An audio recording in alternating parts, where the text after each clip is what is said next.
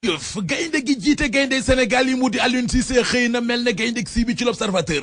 yëral xët mu njëkk journal bi Aliou Cissé crasse ses vérités yàbbi na ay dëggam yu wexat loolee ginnaaw bi gonam yi jaaree jàll ci kaw Niger Aliou Cissé ne doon entraîneur bu Sénégal dara gën a ko métier doonte doxalin wi ci ñaari max yi ñu jot a football seen digg ak Niger doxalin wi mënoon na fa gën a rafet entraîneur équipe nationale di Aliou Cissé nañu waaye li am solo moo di ñaari max yooyee juróom-benni poñ lañ ci doon wut te juróom-benni poñ yañ ci doon wut am nañu ko Aliou nañu équipe nationale bi ma yore potentiel bu rëy am na ca maanaam football ak i football kat yu taxaw te taxe waaye loolee rek doyul faaw dañuy gën a yokk liggéey bi yéen a kaay bi di l'Observateur nañu Aliou Cissé ba mu doonee entraîneur équipe nationale bu Sénégal ak léegi jot na fay def fukki max ci fukki max yi am na ci juróom-ñaari ndam ñaari défaite ak benn max nil la si ne kay nañu moom Aliou Cissé moo ki gayndeem démb la ñu dóoraat waa Niger ñaari bal ci benn Coupe d'Afrique bi war a am déwén ca Gabon la si ne kay nañu Sénégal am na ca benn tànk populaire ne ko ak genn wàll benn tànk genn wàll di un pied et demi moom la gars yi am ca Gabon presque qualifié dina kay nañu virtuellement qualifié journal bi dañu te nag leneen a ngi lu ñu mën a jàngatee ci doxalinu Aliou Cissé ci bopp gaynde yi ba fii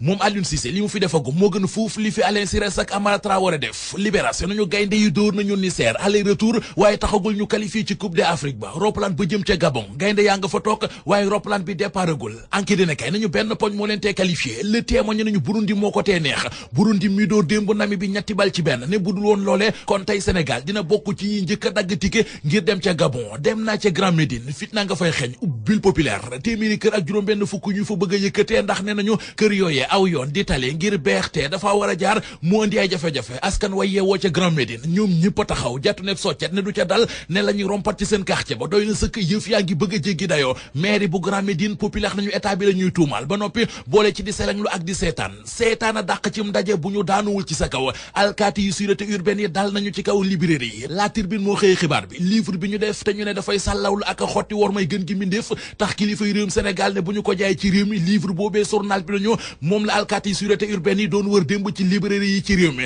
la sénékay nañu ba ñu demee ba ca librairie 80 ba ca Mermoz fekk nañu fa fukk ak ñett ci boobile livre ba jël ko yóbbu ma yóbbu leen ci Grand Place Bamba Fall maire Médina moom la journal bi xëyee congo yewoon ca maison du parti socialiste te ñu bëgg ko jiiñ Bamba Fall nee na mi ngi toog di xaar ba kenn tudd ko ndax saaga yàkkamtee xeex la ku ko wokk rek mu xuri la ki ñëpp di xuree ka wokk ka gajji jamono ji ak di dal ci kawam mi ngi ci Walfadjri mu di Ousmane Ngom ne kàddu yu mu fi yëkkati woon jëm ci ay jihadistes yu mu ne gaa ñi dañu ko bëgg a dugal ci réew mi Walfadjri nañu waxam joojee tax na ñëpp a ngi jug di dal ci kawam Doudou Wade nañu ci xët mu njëkk yéenekaay bi ministre de la justice di Sidiki Kaba warul toog di xaar dafa war a ubbi information judiciaire ngir lépp leer li leer ba leer moo di maa nga ca lampo ja ak sunu lampo li journal bi xëy di laaj moo di Elton gannaaw dugg na Taïsing jël Tyson 2 daan ko ndax léegi war naa mën a jël Eumeu Sène moom Elton Mbaye Guèye ne waa sunu lamb loolee du combat ndax Elton dabagul Eumeu Sène ci wëq li fi Eumeu Sène def Elton defagoo ko fi Eumeu Sène jaar Elton jaaragu fi El Hadj Bekay Mbaye nañu ci sunu lamb kii di Elton guddi yi ñu toll mbër mënatu koo bañ mën naa bëreeg mbër mu nekk moom Elton moo nekk ci xët mu njëkk l'Observateur